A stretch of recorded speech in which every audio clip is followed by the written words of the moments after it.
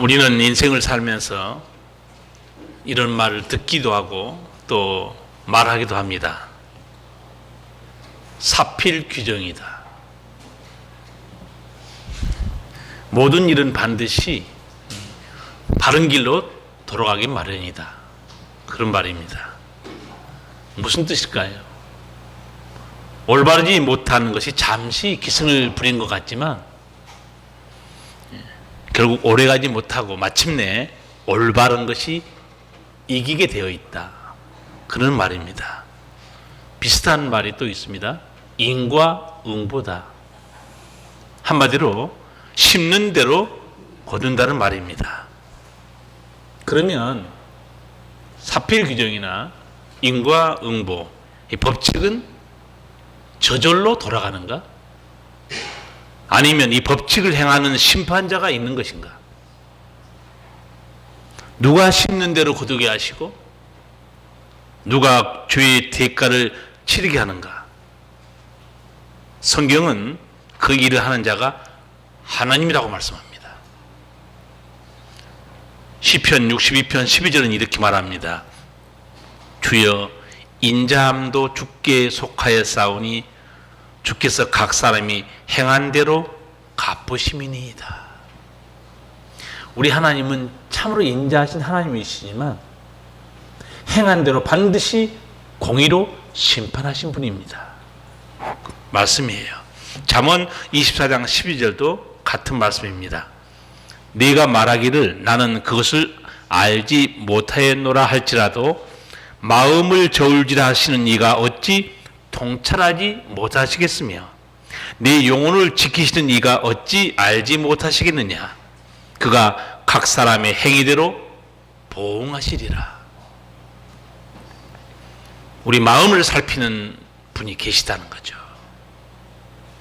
그래서 내 마음이 어떠한지 하나님은 다 살피시고 계시다. 하나님께서 최후 심판날에 만민을 심판하시는 장면이 요한계시록 20장에 나와 있습니다. 죽은 자들이 다 하나님이 심판대 앞에 섭니다. 거기는 책이 두 권 펴져 있습니다. 하나는 생명책, 하나는 내가 살아온 모든 것이 기록된 행위의 책이 거기 펴 있습니다. 심판의 모습이 이렇습니다. 각 사람이 자기의 행위대로 심판을 받고 사망과 음부도 불못에 던지우니 이것은 둘째 사망 곧 불못이라. 누구든지 생명책에 기록되지 못한 자는 불못에 던지우리라. 은밀한 죄, 모든 죄를 심판하신 분은 하나님 뿐입니다. 죄에 대해서 여러분 몇 가지 알 필요가 있습니다. 죄는 세월이 간다고 묻혀지는 것도 아니고 사라진 것도 아닙니다. 죄는 선행으로 덮어지는 것도 아닙니다. 죄에 대한 성경적 진리는 딱 두 가지입니다. 하나는 대가를 치르는 겁니다. 죄의 삭은 사망입니다. 전국에는 영원한 지옥의 형벌이에요. 또 다른 하나는 죄를 회개함으로 용서받고 하나님의 자녀가 되고 하늘의 은총을 누리는 겁니다. 여러분들은 다 오늘 또 참회의 기도를 드렸지만 다 용서받고 하나님의 자녀가 되고 천국의 은총을 누리는 자로 저는 의심하지 않습니다. 네. 여러분, 살인마들이 현장 검증하는 그런 뉴스를 가끔 봤을 거예요. 유가족들이 울부짖고 욕을 하고 난리가 아닙니다. 저 살인마를 죽이라고 소리칩니다. 아마 뉴스를 보는 시청자들도 별 차이가 없을 거예요. 전국적으로 죄를 심판하신 분은 하나님이십니다. 그렇다면 죄인을 향한 하나님의 마음은 어떨까요? 하나님은 죄인을 반드시 심판하고 반드시 지옥의 형벌만을 내리시는가? 그렇지 않습니다. 성경에 나타난 하나님을 알 필요가 있습니다. 디모데전서 2장 4절에서 이렇게 말해요. 하나님은 모든 사람이 구원을 받으며 진리를 아는 데 이르시기를 원하시느니라. 그게 우리하고 다른 하나님의 거룩한 사랑이죠. 하나님은 어떤 죄인이든지 다 구원받기를 원하신다는 거죠. 진리를 알기를 원하신다는 겁니다.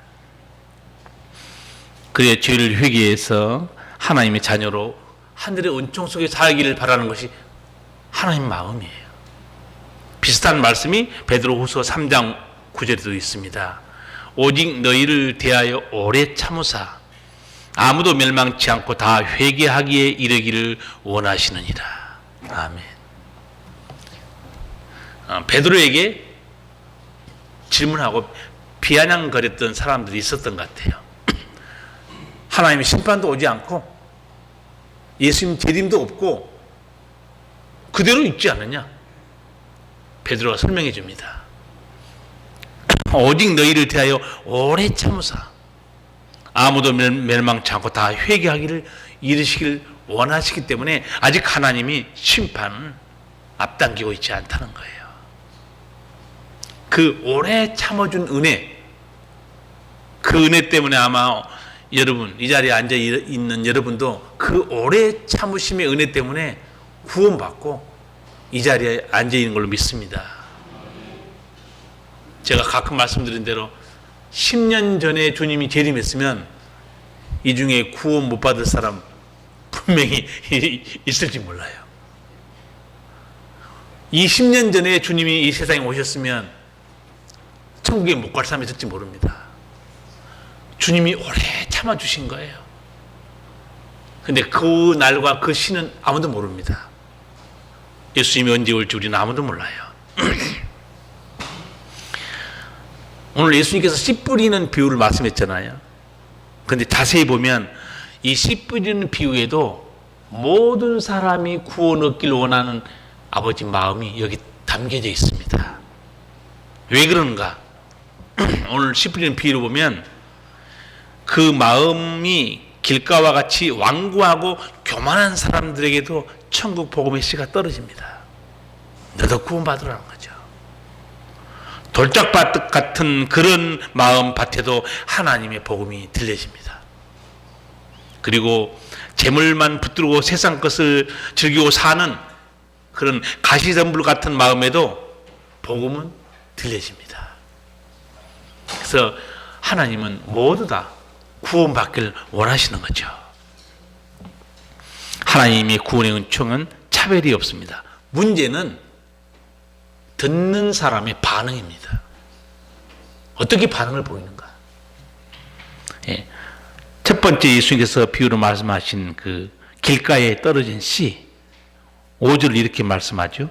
씨를 뿌리는 자가 그 씨를 뿌리러 나가서 뿌릴새 덜어는 길가에 떨어짐에 밟히며 공중의 새들이 먹어버렸고. 여기 좀 주의해서 봐야 될 단어가 몇 개 있습니다. 씨를 뿌렸어요. 그런데 길가에 떨어지니까 어떻게 해요? 밟혔습니다. 이 밟히다는 말이 무슨 말이냐면 복음을 전했더니 무시해버립니다. 거절해요. 하나님 말씀을 밟아버립니다. 근데 거기서 끝나지 않는다는 거죠. 짓밟히고 무시하고 거절당하는 그 복음, 생명의 복음을 노리는 자가 있습니다. 새가 그걸 와서 먹어버립니다. 왜 새가, 예수님도 풀어줘요. 새가 누군가. 그래서 오늘 5절은 비유고 12절은 예수님의 해설입니다. 5절과 12절 두 절 읽겠습니다. 씨를 뿌리는 자가 그 씨를 뿌리러 나가서 덜어는 길가에 떨어짐에 밟히며 공중의 새들이 먹어버렸고, 길가에 있다는 것은 말씀을 들은 자니 이에 마귀가 와서 그들로 믿어 구원을 얻지 못하게 하려고 말씀을 그 마음에서 빼앗는 것이요. 아멘. 5절은 예수님이 비유고 12절은 예수님의 해설입니다. 씨가 떨어졌다. 그 씨가 뭔 줄 아느냐? 하나님의 말씀이라는 거예요. 근데 사람들이 밟고 욕하고 그 복음을 거절해 버리면 거기 새가 먹어버렸는데 그 새는 마귀였다는 거예요. 마귀가 그 씨를 먹은 이유가 뭐죠? 네, 그들로 믿어 구원을 얻지 못하게 하려고. 길가에 떨어져 있다는 것도 무슨 말이냐? 12절에 길가에 있다는 것은 말씀을 들은 자니 중요합니다. 길가에 떨어졌다는 것도 말씀을 지금 듣고 있어요. 한 사람의 일을 좀 들어준 겁니다. 말씀을 듣는 자라는 거예요. 그런데 복음을 짓밟고 무시하고 거역하니까 마귀가 와서 그 생명의 말씀을 가져가 버립니다. 기억도 안 납니다. 그 말씀이 만약에 그 사람의 심령에 있으면 그 말씀은 살아 운동력이 있어 그 사람을 변화시킬 겁니다. 마귀가 그 말씀을 뺏어가 버립니다. 이런 영적 세계를 누가 볼 수 있겠습니까? 예수님만 보고 말씀해 준 거예요. 여러분, 마귀는 복음의 능력을 알고 있습니다. 복음을 믿는 자, 순종하는 자, 거기에 구원이 있기 때문에. 그래서 마귀는 다른 종교에서 어떤 말을 전파하든 별 관심을 안 보입니다. 왜냐하면 하나님 복음, 이 말씀에 영생이 있다는 건 마귀가 너무 잘 알고 있어요. 그래서 여러분이 전도할 때, 여러분 말씀을 들을 때 수없는 방해가 일어납니다. 구원을 받지 못하게 하려고. 그러니까 여러분이나 저나 이 자리에 앉아서 하나님을 찬양하고 복음을 믿고 깨닫기까지, 여러분 오늘 본 인재의 말씀을 깨닫겠지만 어마어마한 마귀의 방해가 있었던 겁니다. 말씀 못 믿게 해버린 거예요. 하나님이 계신 걸 못 믿게 합니다. 그게 인간의 지식적 차원에서만 일어난 일이 아닙니다. 악한 영의 역사가 강력하게 있다는 걸 예수님이 보여준 거예요. 그러니까 만약에 길가와 같은 사람이 변화됐다, 얼마나 주님이 강력하게 역사했겠습니까? 마귀가 가져가면 또다시 말씀을 거기다 뿌리고 또다시 돌아보고 살아계신 하나님을 알 때까지 참 그 사람은 복된 사람이죠. 그렇지 않습니까? 그래서 여러분이 전도할 때 절대 포기하면 안 됩니다.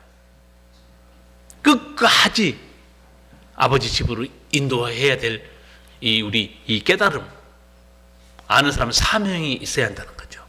그래서 전도할 때 제가 두 가지를 꼭 하라고 그랬죠. 고구마 전도법을 하든가 진돗개로 하든가. 고구마 찌면 어떻게 합니까? 계속 찔러보죠. 익었나 안 익었나. 계속. 진돗개는 어떻습니까? 한 번 물면 안 웃습니다. 그러니까 여러분이 전도 대상으로 삼은 그 사람을 놓고 끊임없이 포기하지 말고 또 전하고 또 전하고. 그래서 그 길가와 같은 사람 마음밭에도 그 생명의 씨앗이 딱 싹을 트잖아요. 어마어마한 역사가 일어나 버립니다. 근데 예수님이 오늘 이 마음밭이 어떤가 보여줍니다. 두 번째 예수님이 말씀하신 그 씨가 떨어진 곳은 돌짝밭이었죠. 6절과 13절을 같이 읽겠습니다. 더러는 바위 위에 떨어짐에 났다가 습기가 없으므로 말랐고, 바위 위에 떼 있다는 것은 말씀을 들을 때 기쁨으로 받으나 뿌리가 없어 잠깐 믿다가 시험을 받을 때 배반하는 자요. 아멘. 예수 믿게 되는데 여러 가지 상황이 벌어진 걸 보여줍니다. 오늘 돌밭에 떨어진 씨는 어떤 씨인가? 말씀을 받을 때는 처음에는 기쁨으로 받아요. 아멘, 감사합니다, 할렐루야 해요. 출발은 좋습니다. 그런데 뿌리가 깊지 않습니다. 신앙의 뿌리를 예수님께 내려야 되는 거예요. 신앙의 뿌리를, 말씀의 뿌리를 내려야 되는데 대충 조금 다니다가 왜 배반해버리는가? 시험을 받을 때. 여러분, 예수 믿어도 많은 시험거리가 있습니다. 그렇죠? 자녀도 아프기도 하고 집안에 우환이 생기기도 하고 삶의 어려움도 있습니다.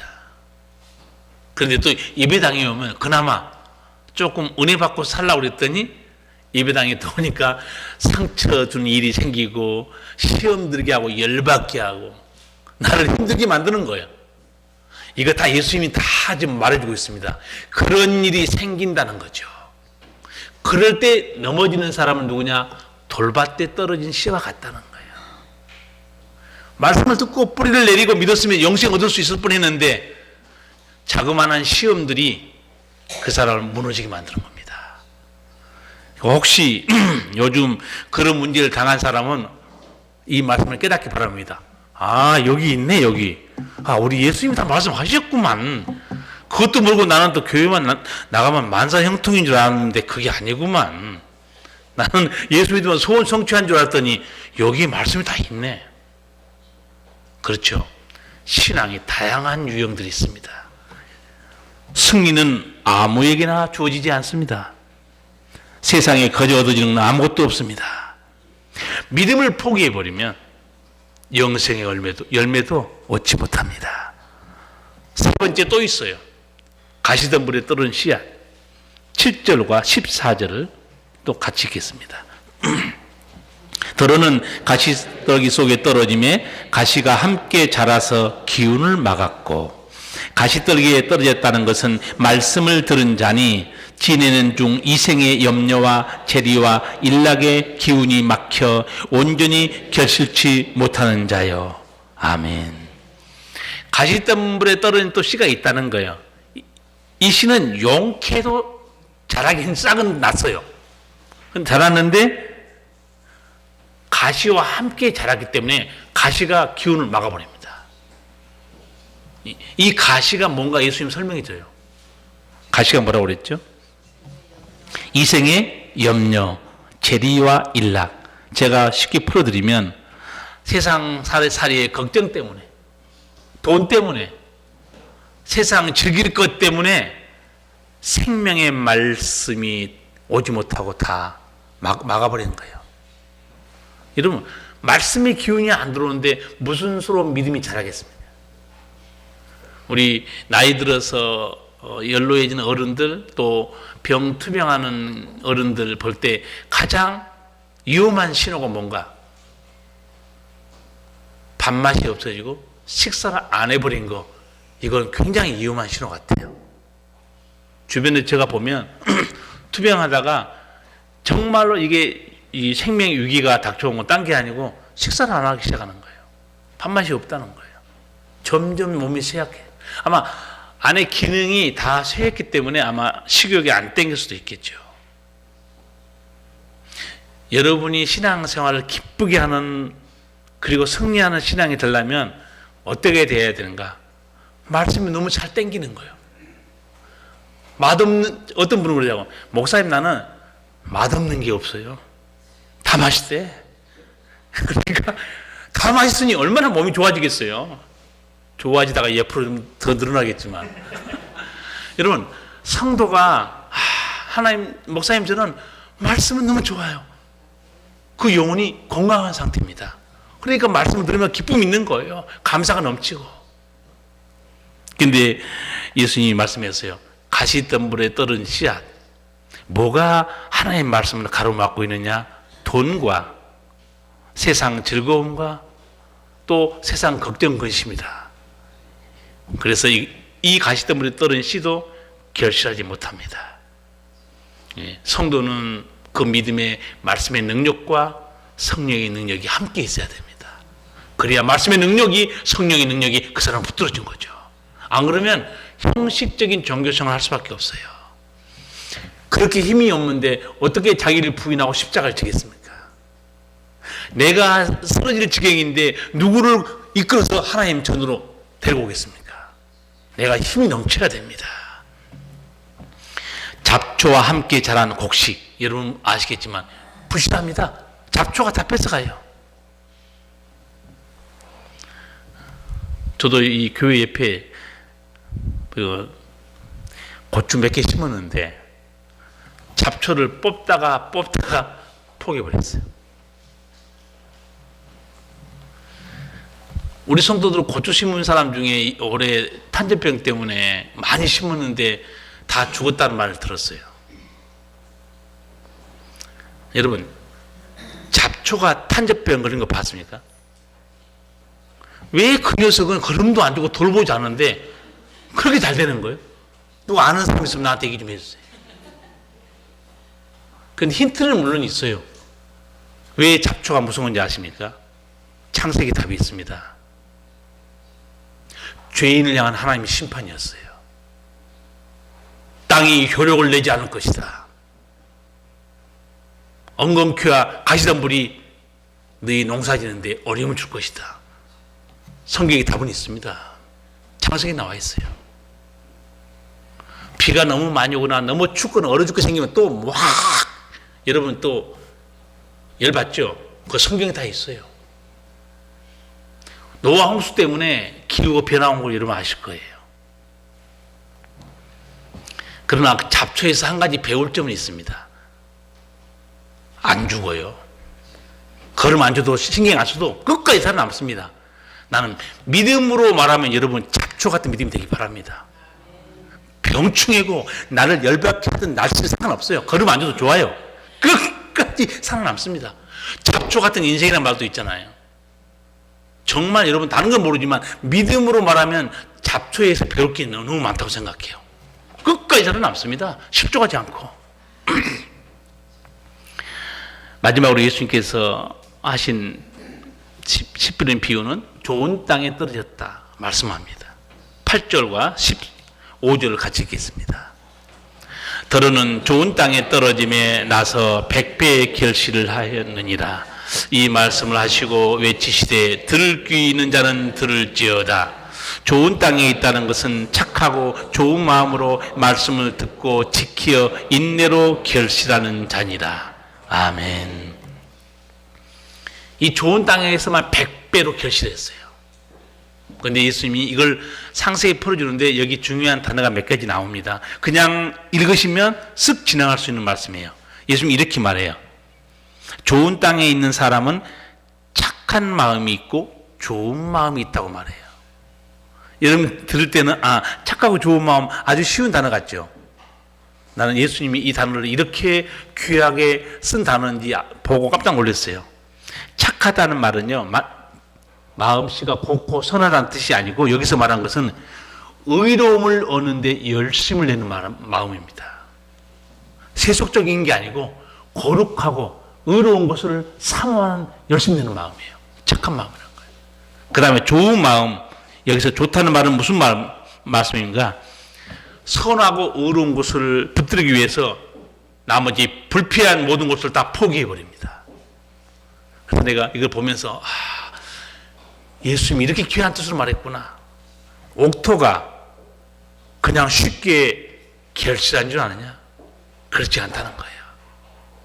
그 사람은 세속적을 추구한 사람이 아니고 의로운 것을 사모하고 또 그걸 얻기 위해서는 불필요한 모든 것들을 다 포기해버린다는 거죠. 그리고 진리만 붙들고 있다는 거예요.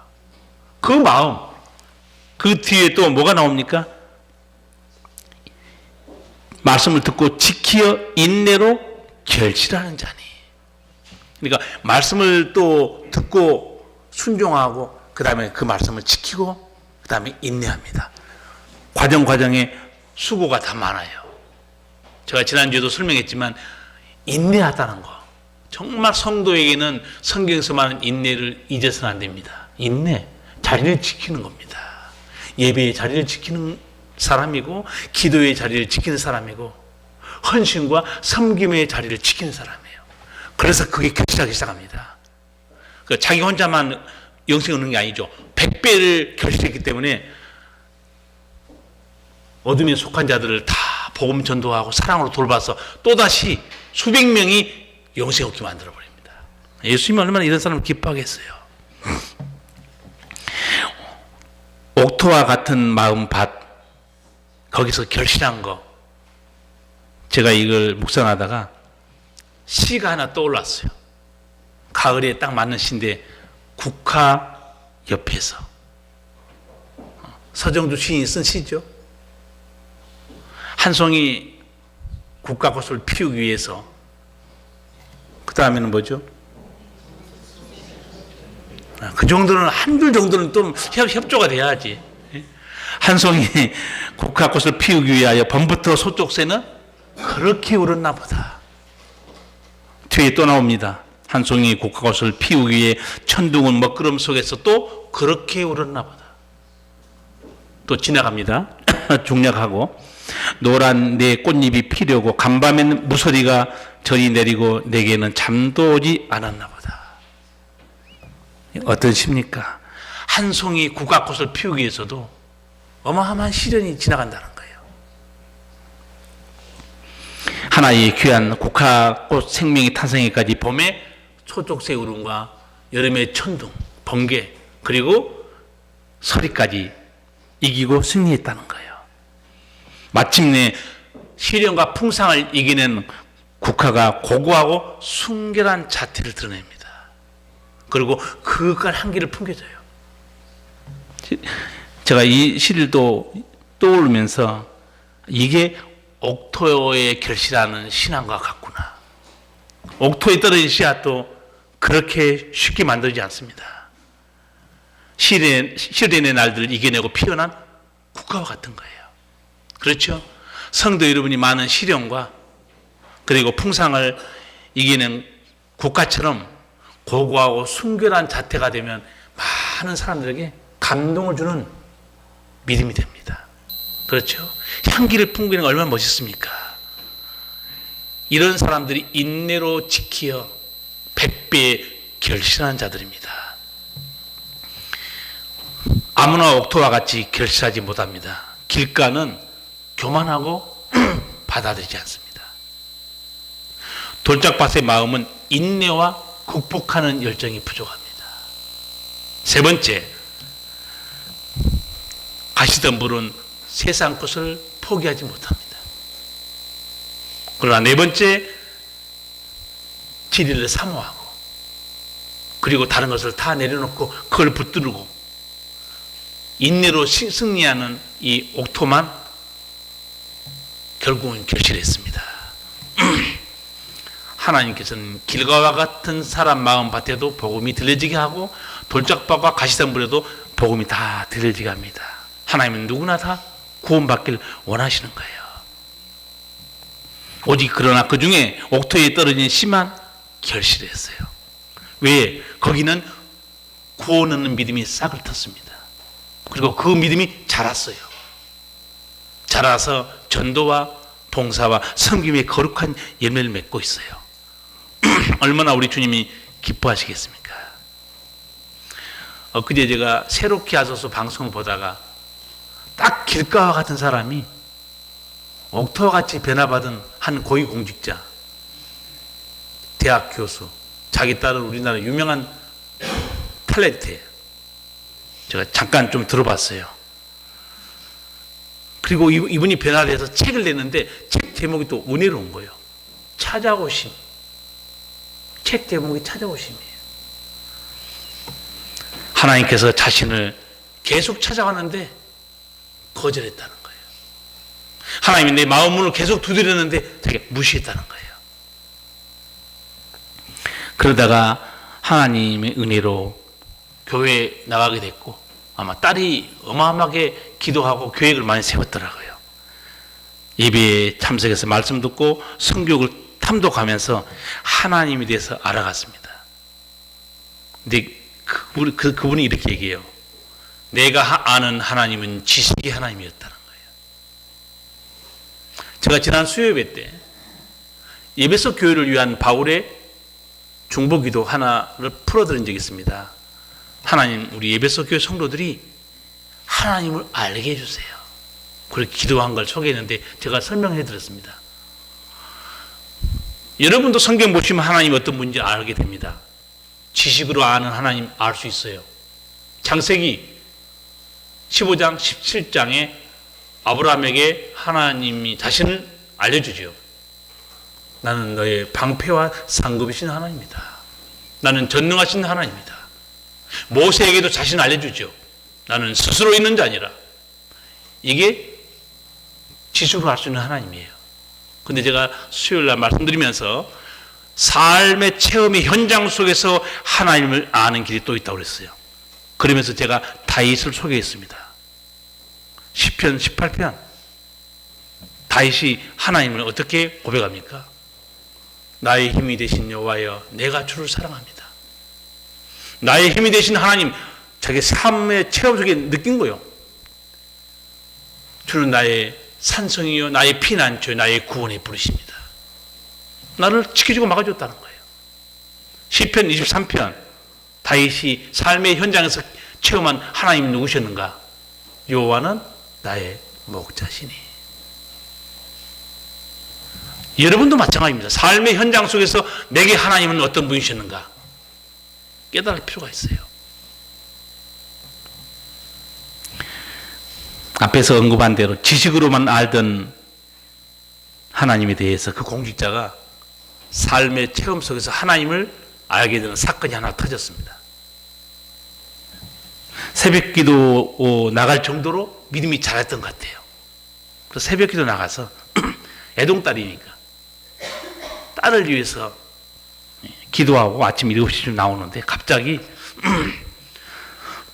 딸의 소속사에서 전화가 온 거예요. 새벽까지 전화 올 일이 없잖아요. 대형 교통사고가 났다는 거예요. 갈비뼈가 부러지고 인대가 막 나가고 중상을 입어서 병원에 입원해 있다. 그래서 기도 끝나고 나오다가 얼마나 충격받았겠어요. 정신이 나가서 막 병원으로 뛰어간 거예요. 그럼 보니까 의식은 있었어요. 물어본 거예요. 언제 사고 났냐고 물어보니까 딱 부부가 예배당에서 기도하는 그 시간에 사고 난 거예요. 그리고 이분이 뭐라고 고백한 줄 아세요? 우리 기도를 들으사 내 딸의 생명을 지켜준 하나님 감사하다는 거예요. 내가 하나님을 지식으로 말았는데 하나님은 우리 기도를 들으시고 삶의 현장에서 역사하신 하나님, 자기는 새롭게 깨달았다는 거죠. 여러분, 지식으로 말 하나님, 성경책 보면 알 수 있습니다. 근데 삶의 현장 속에서 하나님 우리 기도를 들으시고 우리를 지키신 내 방패요 상급이십니다. 고백한 거예요. 이 사람의 쓴 책 뒷부분 보면 제가 읽으면서 좀 감동받았어요. 어떻게 소제목을 써놨느냐. 내가 주인 삼은 모든 것 내려놓고, 이렇게 써놨어요. 소제목으로. 지금까지 내가 주인으로 삼고 섬겼던 걸 다 내려놨는데 첫 번째 무엇부터 내려놓는가? 나는 내 지식을 내려놓았습니다. 젊은 날에 배웠던 공자 사상도 노자 사상도 내려놓았습니다. 니체의 사상도 내려놓고 내 삶의 정신세계의 중심이었던 불교와의 긴 인연도 내려놨습니다. 그리고 길이요 진리요 생명이신 예수를 만나서 나는 지금 하늘을 가는 밝은 길을 가고 있습니다. 써놨어요. 할렐루야 저절로 나오더라고. 읽다가 길가와 같은 마음이 변하여 옥토가 되지 않았습니까? 저도 집사님들하고 대화 중에 가끔 그런 얘기 들어요. 목사님, 나 하나님 믿어지지도 않고 믿음도 안 생기고 그래서 교회 나오다가 그냥 때려쳐버렸습니다. 속으로 내가 그랬어요. 잘한 거죠. 안 믿어지는데 어떻게 나가겠어 교회를. 그러나 이분이 돌아온 것처럼 성도 여러분들도 하나님의 끊임없이 말씀하신 것 찾아오심으로 인해서 성도들이 이런 고백을 저한테 할 때 저는 기뻐요. 목사님, 저는 하나님이 살아계신 걸 믿습니다. 부활과 영생을 믿습니다. 옥토에 떨어진 시 아닙니까? 길가와 같이 단단하고 받아들이지 않고 거부했던 그런 사람들이 하나님의 은혜로 복음을 듣고 새 사람 되고 이제 삶의 열매가 맺히다니 얼마나 감사한 일입니까? 내 마음의 밭은 어떤 것 같아요? 가시덤불도 없어졌고 돌도 없어졌고 잘 자란 옥토입니까? 아니면 어지럽습니까? 마음 밭을 한번 살펴보시고 정리 좀 하세요. 하나님께서 기대하는 아름다운 열매가 맺히는 걸 방해한 것들을 여러분 자 끌어내시기 바랍니다. 아까 말씀드린 대로 내가 주인 삼은 모든 거 내려놓고, 이게 요즘 말로 하면 어떤 말인 줄 아세요? 죽기 전에 하고 싶은 것들, 버킷리스트죠. 내려놓겠다는 뜻입니다. 죽기 전에 하고 싶은 것들을 하고 싶은 사람 해도 됩니다. 죽기 전에 하고 싶은 것들 한번 해보셔야지. 근데 어떤 목사님이 자기 성도들에게 설교하면서 영적인 버킷리스트도 있다. 그리고 성도들에게 리스트를 만들어서 나눠줬어요. 뭔가 했더니 죽기 전에 가난한 자들 돌아보기, 주님께 기도하여 응답받는 기쁨 누리기, 문제 있는 곳을 피하여 가는 것이 아니라 선한 고난을 자초하기, 내게 붙여준 영혼을 천국으로 인도하기, 내가 출석하는 교회를 사랑과 넘치는 예수님의 교회로 만들기, 죽기 전에 10명을 주 앞에 인도하기. 부담이 좀 되십니까? 아니면 한번 해보시겠어요? 골치 아프면 발을 빼버리고 그냥 피해버리는 거. 그럴 수도 있는데, 그런 교회를 딱 바라보면서 주님, 내가 이 교회를 사랑과 은혜가 넘치는 교회로 한번 만들어 보겠습니다. 그런 교회에 우리 성도 1명, 2명, 3명 늘어나잖아요. 교회가 은혜롭죠. 그렇지 않겠습니까? 오늘 여기 설교를 들으셨으니까 다른 사람, 안 나온 사람 모르겠고, 오늘 여기 앉아 계신 분들, 우리 명옥교회를 내가 사랑과 은혜의 교회로 만들어 보겠다. 얼마나 멋있는 결단이에요. 골치 아파. 나 떠나고 싶어. 이거 하고, 주님이 이 교회로 발걸음을 인도했으니 우리 하나님 보시기에 내가 힘과 내 모든 걸 다 들여서 주님 사랑과 은혜가 넘치는 예수님의 좋은 교회로 만들어 보겠습니다. 이런 결단을 우리 주님이 들으시면 얼마나 기뻐하겠어요. 이 대목에는 아멘이 천장이 흔들리게 하셔야 된다니까요. 그렇지 않습니까? 옥토와 같은 좋은 결실을 맺고 싶으시면 내가 주인 삼은 것을 내려놓고 하나님이 내게 기대하신 것을 붙들어야 됩니다. 성도 여러분도 잘 아는 진리 한 가지 말씀하고 말씀을 끝내겠습니다. 성도 여러분, 세상 사는 거 아무것도 아니에요. 이런 말 있죠. 세상에서 이래도 한 세상, 저래도 한 세상. 세상 가에 엎어져서 잠깐 엎어져도 한 세상 훅 갑니다. 십자가를 지고 주를 따라가도 영원하지 않습니다. 그것도 금세 끝나버립니다. 그런데 명심하십시오. 주님 앞에 섰을 때는 그 모습이 전혀 다른 모습입니다. 그 은혜로운 날들을 내가 즐기고 잠깐 지내는데 그 날들이 순식간에 날아가 버립니다. 그리고 하나님의 교회를 위해서 뭔가 열심히 해보겠다 십자가를 지고 그 날들도 순식간에 지나가요. 그러나 주님 앞에 서보세요. 모습이 하늘과 땅 차이예요. 주님이 어떻게 말하겠습니까? 너는 착하고 충성된 종이다. 내가 내 구원의 방주를, 진리의 기둥과 틀을 내가 단단히 붙들고 오고 오는 세대의 사람들이 구원받도록 그 거룩한 예배 공동체를 지키고 있었구나. 누군가 지켜야 됩니다. 그렇죠. 누군가 이 교회를 사랑의 교회, 진리의 기둥과 틀로 붙들고 있어야 돼요. 그 붙드는 사람이 누군가? 주님이 기뻐하는 책임을 질 줄 아는 믿음이에요. 교회의 성도들을 분류하는데 이렇게 분류합니다. 항목으로. 교회는 방관자도 있고 참여자도 있고 책임질 줄 아는 믿음의 사람도 있다고 그렇게 분류해요. 나는 성도 여러분들이 하나님이 내게 이 보내신 이 공동체를 방관자가 아니고 책임자로서 여러분이 열심히 하고 싶어도요, 교회에도 한 70대면 은퇴합니다. 그거 별거 긴 게 아니에요. 나머지 내게 주신 날들, 직분자로서 하나님의 일꾼으로서 내게 주신 날들을 하나님 앞에 최선을 다해서 아름다운 열매 꼭 남기시기 바랍니다. 기도하시겠습니다.